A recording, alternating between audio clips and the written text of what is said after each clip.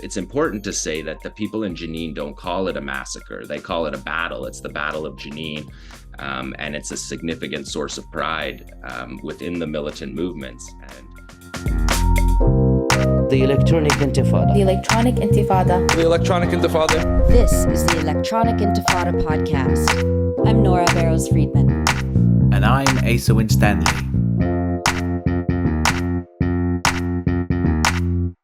Welcome back to the Electronic Intifada podcast. As we reported, Israel withdrew its troops from Jenin refugee camp on July 5th after a two-day offensive, the largest in the occupied West Bank in 2 decades.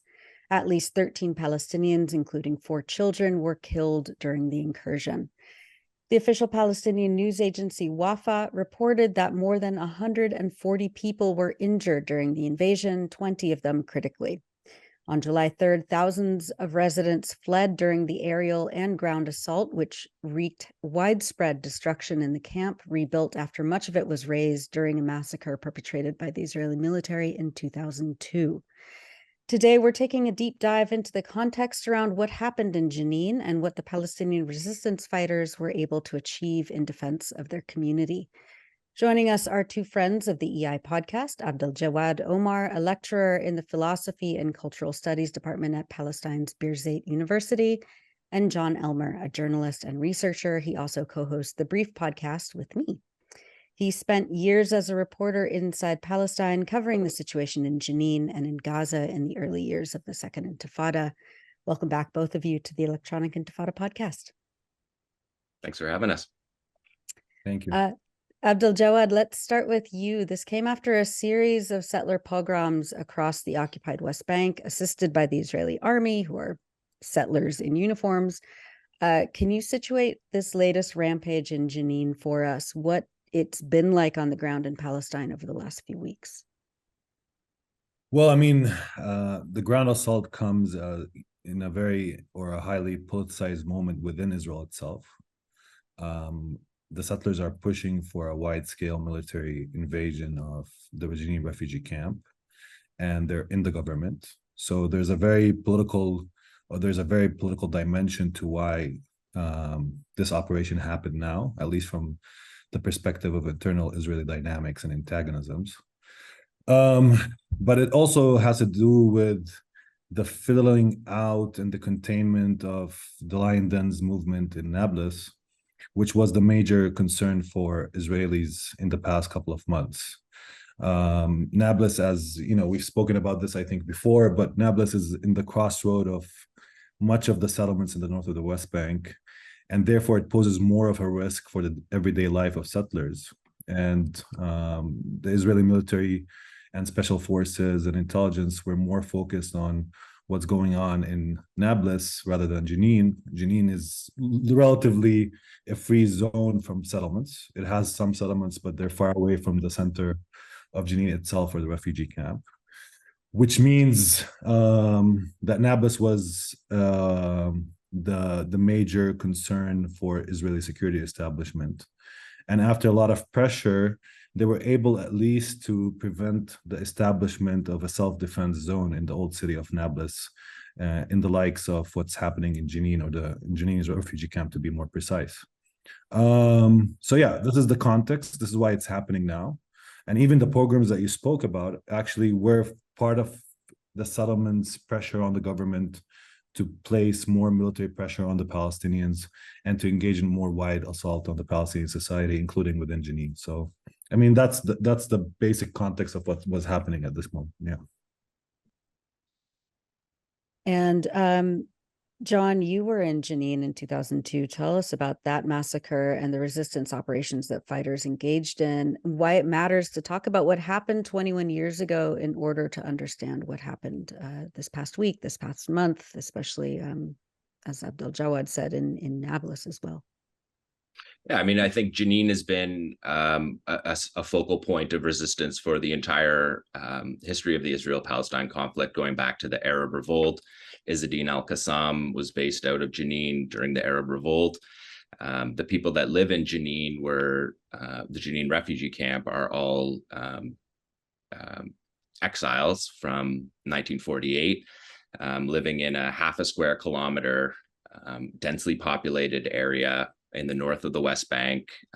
It's an agricultural city, the Green City of greenery, and it has a history of resistance. And that resistance came to the fore particularly in the Second Intifada, as many militants were the basis of the uprising. In many ways, was in Jenin, and dispatched fighters throughout Israel during the campaign of suicide bombings that were extremely effective against the Israelis. In 2002, the Israelis mounted an operation to retake the West Bank, Operation Defensive Shield. It wasn't just Jenin, it was also, of course, pretty famously in the old city of Nablus. But what happened to the Israeli army in Jenin in 2002 is the kind of thing that, songs are written about and people will talk about for generations to come, because instead of fighting or lobbing artillery or dropping bombs from the air, the Israelis actually attempted to go into the Jenin refugee camp, and that had been previously a no-go territory. And so the fact that they showed up on the ground ready to fight was something that Palestinians had always kind of asked for, right? Like a fair fight. Don't just drop bombs from the sky, come in and fight us. And when they did, the death toll was 1-to-1 for Israeli and IDF fighters. Most famously, the IDF was drawn into an ambush by a teenager in an alleyway, and 13 Israeli soldiers were killed at once. And it was a spectacular ambush, and it was being watched on live feed by the Israeli military command. And so when they watched the humiliation happening, basically all the commanders were there and urged an intensification of the attack on Jenin. And that's basically what introduced the world to the D9 Caterpillar bulldozer, where basically Israel had to lead, their fighters had to be led by these massive bulldozers, armored bulldozers. And they basically wiped out, like erased the middle of the camp in Jenin after that. And there was some talk by the PA after that it was a massacre, because people believed that that these houses were dropped on top of fighters and on top of people. But as it turned out, the fighters were mostly, many of them were able to escape, and people were able to move around because it's their own community, their own land, their own territory.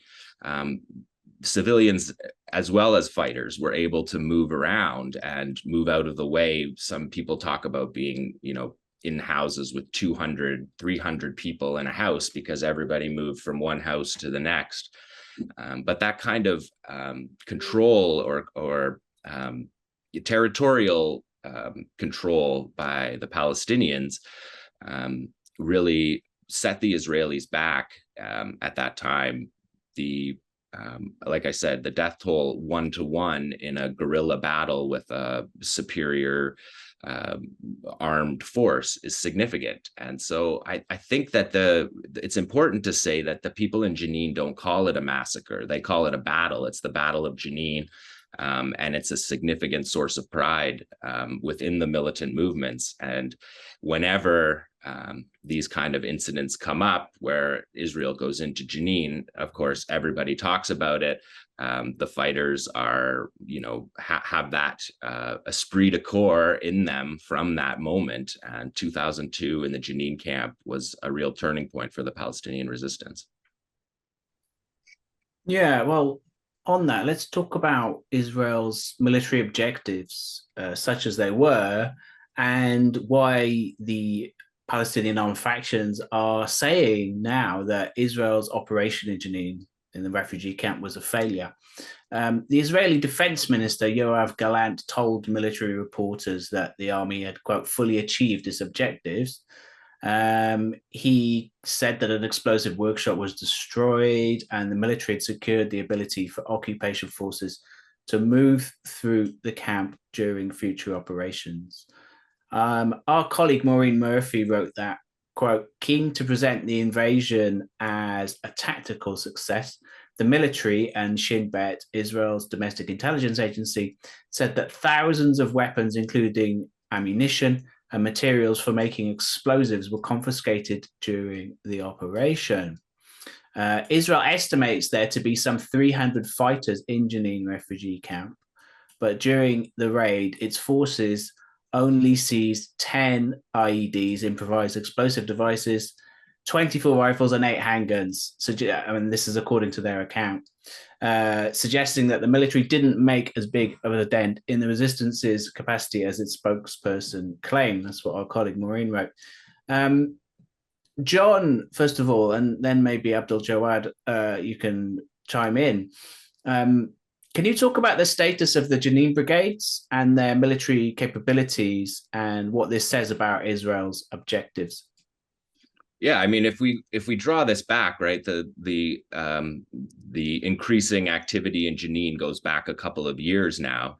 But even if we just look at the past couple of weeks to a month, there was a series of raids that were thwarted by the Jenin brigades, by intelligence, counterintelligence, that saw Mr. Avim, like death squads dressed as Palestinian civilians coming in, various types of vehicles, milk trucks in one case, and they were exposed. And the shootout, they weren't able to enter the camp to carry out their operations.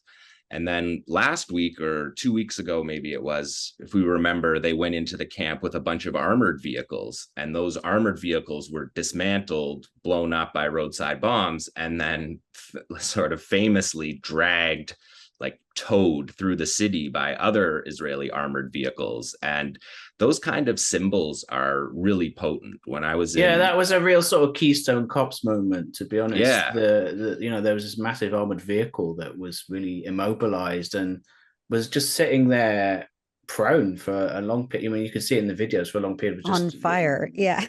On fire. Yeah. Well, there was multiple pot shots vehicles like that. Yeah. And then the vehicles, they'd blown up several, as many as 7 different vehicles were hit by bombs, and parts of the vehicles were all over Jenin. The kids were going around carrying wheelbarrows carrying trailers with all of the parts. And Israel kind of famously never leaves anymore. They used to never leaves their vehicles behind. So when I was in South Lebanon after the 2006 July war, the Lebanese, the first thing that they would always say is, like, because you could tell on the hillside how far the tanks had made it up the hill, and then disabled and then dragged back down the hill by other tanks. And you could see the tracks dug in the ground. And of all the kind of stories to tell about the war, people were that was always kind of the first one that they would laugh at, because the spectacle of it, to watch these disabled vehicles be dragged through town, that was, to my mind, of course, as Abdaljawad said, the beginning, the settler pressure on an operation in Jenin has been significant, but this kind of humiliation of watching their vehicles be dragged through town, that's the kind of thing, as it was in 2002, that spurs the sort of call to action, to being humiliated by the resistance. And those weapons tallies that you read, I didn't see those guns. They had, the IDF put out multiple videos of like guns on the table kind of thing after a raid that you see. And they didn't even have receivers. Like, the triggers weren't there for the guns. It was barrel stocks, butt stocks. It was like wires. And then there was like, so it sounds like it wasn't even weapons. It was weapons parts. Weapons parts, yeah. And then a box of pipe bombs, which are made in kitchens, right? Our Palestinians make them in their kitchen. So it's like, you see on the one hand that they didn't capture the actual weapons that are in Jenin, which are significant. And we can talk about that, why that is later when we talk about the PA. But they clearly didn't get those guns. But then on the other hand, they're showing you that basically this is a pure guerrilla movement building their own weapons to fight for their own refugee camp. And if you look at those two and put them together, it's difficult to see how you could call that a successful operation. It is true that they did go deeper into the camp than they have in 20 years. And they did need bulldozers to dig up the roads on the way in to do that. So in some senses, they were able to do that. And that's what they're bragging about, because for all the last 2 years, when they talked about operations in the Jenin refugee camp, they weren't in the camp. They were on the outskirts of the camp, like where Shireen was shot was on the outskirts of the camp. They weren't able to actually penetrate the camp. So in this sense, they did that, but they came under fierce resistance. People talked about the roadside bombs being significant, well-placed. The Israelis were unable to have freedom of movement in the way that they wanted. Everything had to be, they were protected and moved extremely slowly. In the 2002 war, they were moving 50 meters a day. That's how long it took to penetrate through the resistance lines. Abdaljawad, what do you make of the Jenin Brigade's military capabilities and the claimed military successes of the Israelis in this particular invasion? Yeah, I mean, I think I do agree with John almost completely, in the sense of there's a big over exaggeration of these tactical successes. Like, I can't emphasize this more. And I'll talk about why, even in terms of the movement of the army itself, because the army, when it entered Jenin refugee camp, was actually avoiding close combat with the resistance fighters. So they wanted a battle, or they wanted a penetration of the camp without a battle, which meant using or utilizing Air Force. It meant also using the sniping power that they have, using grenades, but they wanted it from a distance, and they were always avoidant of any form of engagement in close-to-close combat that is very close, very intimate between you and the resistance. And the resistance itself also played it well, because it actually avoided clashes from a distance in large. So it actually waited this out. It did not engage when it was not necessary to engage, and only engaged when the Israeli military entered in certain specific points within the camp, and when the Israelis were withdrawing, which was like the weaker point of their whole operation, which actually led to the killing of one soldier eventually. So you had the situation where Israel was basically utilizing remote control warfare, while also touting its infantry entering the camp. So that's one element. And the second element, what John said, which is a D9, and it's trying to take out all forms of IEDs through taking out the whole streets so they can actually enter and penetrate the camp. And the third component is that what tactical successes? I mean, capturing some parts of weapons, or I don't know, reaching out. I'm not trying to say that there's no relative success. There's always relative success, in the sense that you've entered, you know more about the resistance, its capabilities, you have more intelligence, you can redesign your operations. There's a lot of stuff that goes into this, and I'm not saying anything like that, but you placed 1,000 soldiers in what is supposed to be a 2-day campaign to retain authority over the camp, and you basically failed. And not only you failed, you actually provided another spectacle of humiliation in the eyes of the Palestinian people. So because most people have read this as a success for the Jenin brigades, as a success for the military resistance of the camp, as a success for this sovereign space that is now also a haven for a lot of the Palestinians who are wanted from other parts of the West Bank, who have conducted operations, or who go for the refugee camp to get cover and to get safety from Israeli arrest or assassinations.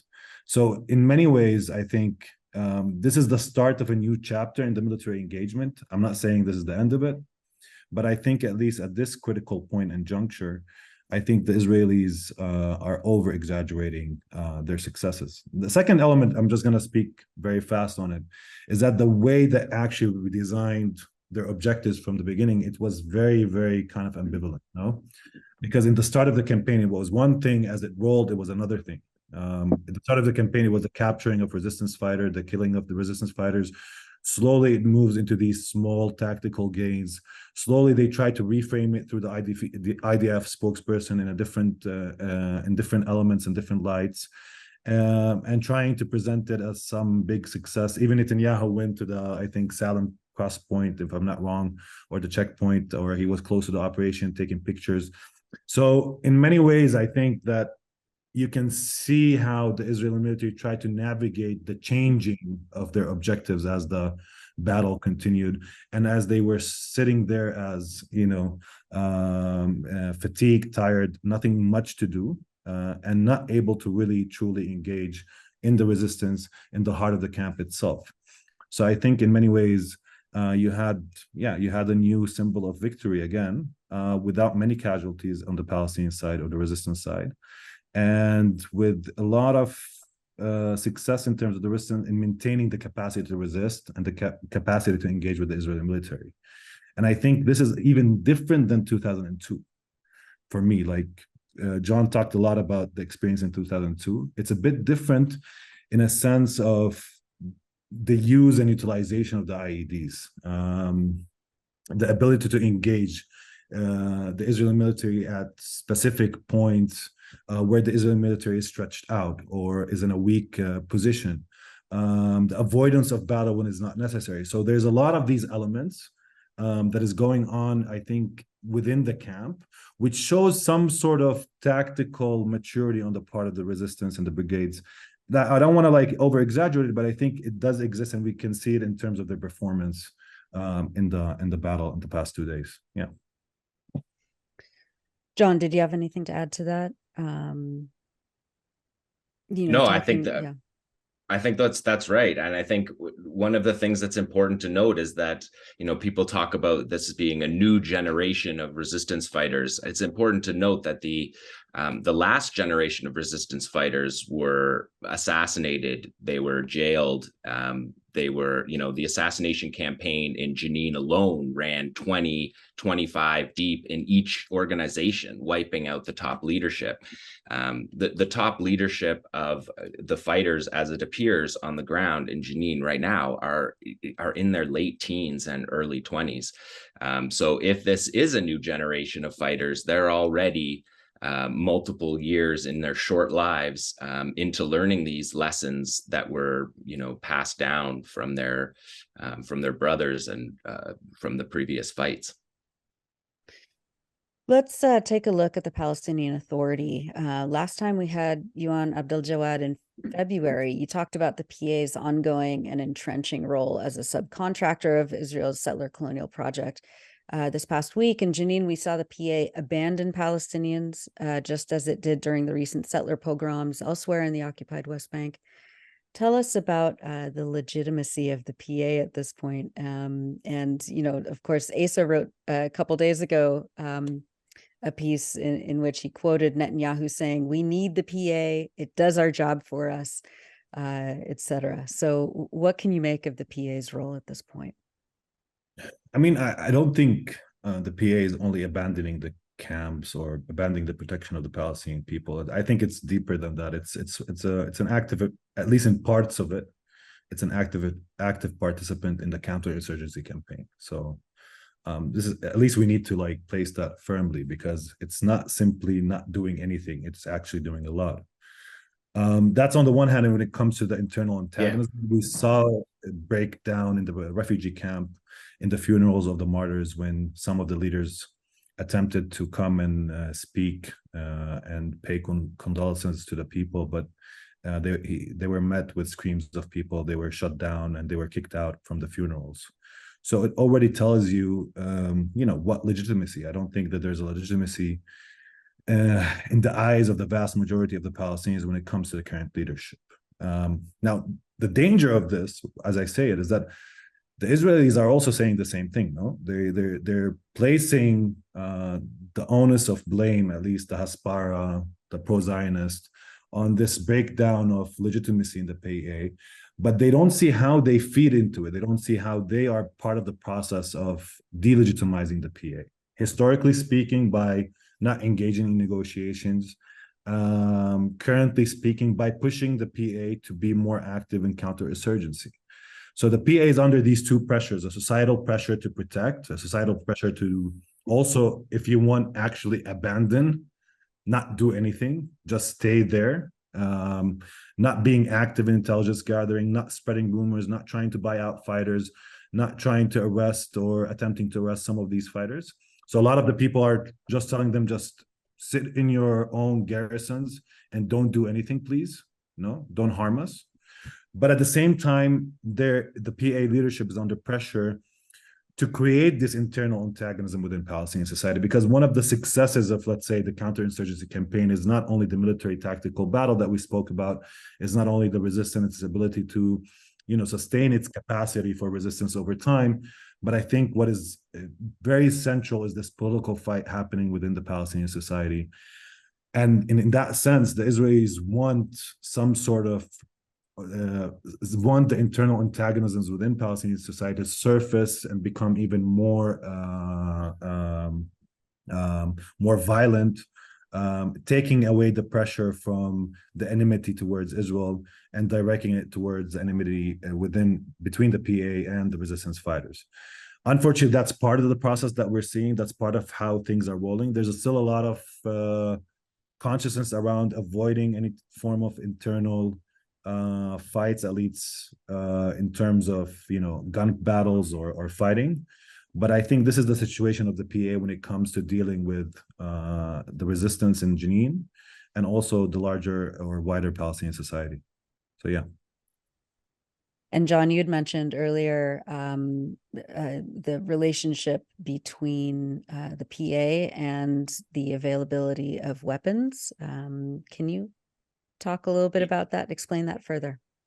Yeah, well, Jenin's a different case than most of the West Bank. It's not part of the 𝐓𝐡𝐞 army that's set up to create the Palestinian Security Force. In a lot of cases, the PA fighters in Jenin are the Al-Aqsa Martyrs Brigades, who were demobilized in a deal in the, early 2010s, that included a lot of people from the Al-Aqsa Martyrs Brigades that basically, didn't believe themselves to be as openly part of the counterinsurgency war as the sort of Keith Dayton's new men, as he called them, but was more of a traditional demobilization of an armed group and an integration into the security force. So historically in Jenin, the access to weapons from the PA, particularly at the beginning of the Second Intifada, played a critical role in the uprising. The PA played two critical roles in that, by originally sharing their weapons if they weren't going to fight, and then, of course, later releasing the people the fighters that Arafat had in jail that were significant elements of the Second Intifada, the Islamic Jihad fighters, the Qassam fighters.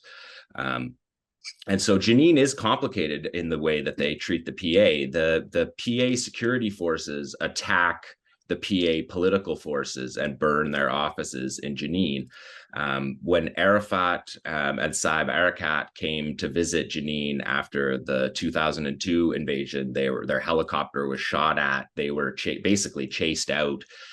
So that sort of resistance is deep, and the PA, they were chanted out of the demonstrations chanted out of the funerals, but they've been even stronger against the PA in that area. It was a no-go zone for Arafat, and so the fact that the weapons of the Second Intifada were in significant measure were recalled by Barghouti and spread out through the fighters, people that if you didn't want to fight, if you were PA, you had a weapon, you didn't want to fight, you turned your weapon in and they redistributed their weapon, which is one of the reasons why Israel destroyed the Palestinian Authority in the early Second Intifada. That was their first targets, was all their police stations and all their barracks and whatnot. It creates an interesting dynamic in Jenin because of the Al-Aqsa Martyrs Brigades, who are a small but significant portion of the armed rebellion in 2002. Part of it, of course, Zakaria Zubeidi was one of the leaders of the resistance, and he demobilized, and him and a number of his members demobilized. They later reneged on that, of course, and then he was part of that prison break, the Spoon and Tunnel prison break. But yeah, the PA, I mean, for listeners, of course, I'm sure if they're listeners of this podcast, that they know that the PA hasn't held elections in 20 years because they're not allowed to have elections because they'll lose. And so they've basically been banned by the international community, with scare quotes, from running elections. But yeah, that demobilization of the fighters was an interesting thing, because I think that there's at least a part of the anger of the stepping aside was the belief that their PA security forces weren't as deep collaborators. I don't know if we're nuancing this too much, but that they weren't as deep collaborators as other elements of the PA security forces, which actually attempt to go into certain cities in the West Bank and take weapons from fighters. That does not happen in Jenin. If anything, there's the argument would be made that the PA provided some sort of security like Netanyahu was asking for, which actually makes smuggling easier, actually makes hiding fighters, like Abdaljawad said, from elsewhere in the West Bank come to Jenin to hide out. Though for a resistance group to have that capacity to have almost like a safe haven is a critical element. So it's a complicated matter, but there's no question that the PA has no legitimacy anywhere.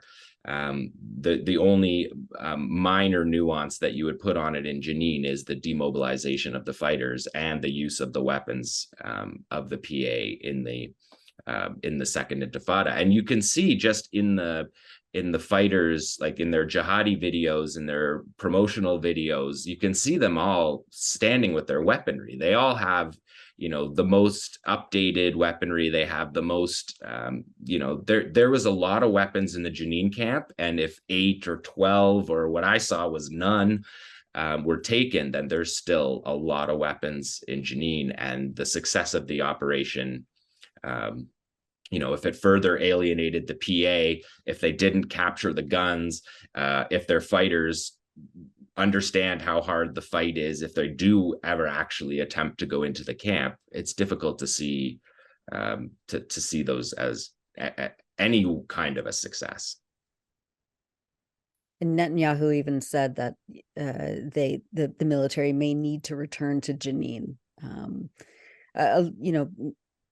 Many people have been saying that this was one of the operations that are known as like mowing the lawn, which they do in Gaza repeatedly. What do you think the next operation could look like in Jenin, and how do you think the brigades inside the refugee camp especially would change their tactics, if at all? The question is for me, or yeah. Yeah. So in essence, I think the Israelis have, two options: either to do more of the same, which is what they've done right now, which is a large-scale military operation like the one before, but this time they would actually be willing to choke the resistance, go to close combat, risk the being killed in battle, risk being entrapped in a ambush like what happened 20 years ago, which is something that actually hovers around the design of this operation. Yeah, it's like, also Israelis remember this as a painful memory, and that's why they're also avoidant of the battle itself. So they have this option. They have the option of using air power, which is, you direct your firepower without risking anything from a distance. It needs accurate intelligence. It needs, a sense of where any fighter is at any moment. It needs that type of engagement. Or the third option that has been on the ground in the past 2 years was the special forces, the small units that come in, they surround a specific cell, they kill this cell, but then you have like a small backup of infantry coming in and also supporting this operation. What John explained a bit earlier. So these are the three major options. I'm not sure what the Israelis will choose in terms of how they will operate. And I'm not sure how the resistance will actually react. But I do think that the people, learning the lesson of the current battle, of the current engagement, would be significant for both sides of who can actually maintain this capacity of resistance. But I think one of the basic elements of what's happening is also that now resistance, at least in Jenin, is becoming a much more attractive enterprise for a lot of young Palestinians. Every success that the resistance has, it can regenerate this hope among the new generation, but also older generations, and can actually increase its recruits, increase and expand its presence, whether it's in the refugee camp or in the Jenin area. Because we have to mention that we're focusing a lot about the Jenin refugee camp, but it's also important to place, the Jenin rural areas and the Jenin city as part of what's happening in the refugee camp, because a lot of the fighters are also from the surrounding areas and have a good relationship with the people within the camp. So there's this give and take between the rural areas of Jenin and the Jenin refugee camp. Jenin refugee camp is the place where people basically are concentrated, condensed, where you can have a self-defense zone where the fighters primarily maybe turn to in the case of invasion, or they spread out. I'm not sure. I don't really have any kind of ground analysis on this specific part, what they do actually in terms of the invasion. But at least in many instances, this is not only an enterprise within the camp. It also engulfs the whole rural areas and Jenin city as well. Because I think, just one last point, I basically went off ramp, but one last point. I think there's no legitimacy for the PA. That's true, but the PA